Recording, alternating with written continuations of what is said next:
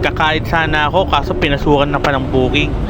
Kaya next booking natin dito sa Rubino. Hindi ka na ako malito. Dalawa pala kasi to. Puntahan na natin para hindi mabitin. Pagdating ko sa Starbucks, naka-ready na sila. Ang tagal ko dumating. Ang bagal ko pala.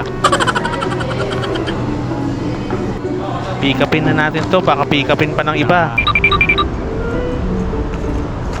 Ang deliver pala nito, isang building lang pala.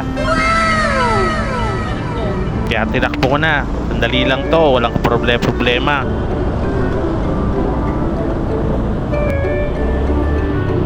Waiting na ako sa labas ng building nung may dumating na kalaban. Kaya pabilis kong inilisan at baka matikitan. Pero syempre, makulit ako. Umiikot lang ako, sabay nandun na ulit ako. Sakto, lumabas na yung unang customer. Kaya tinawag ko na siya kaagad. Mabilisan lang ang galaw, hindi pwedeng makupad. Balik ako sa pwesto para abangan yung isa. Kaso medyo natagalan. Lalabas pa kaya siya? Huwag lang tayong mabalikan ng enforcer, kundi tatagal na naman ang deliver. Maya lang, lumabas na siya. Nilampasan niya pa ako, pambihira naman talaga. Nakita mo na ako eh.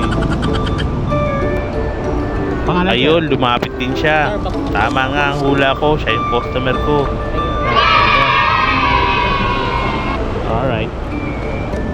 Okay na, alright pa. 3 hours. Next booking naman tayo mga paps. You know.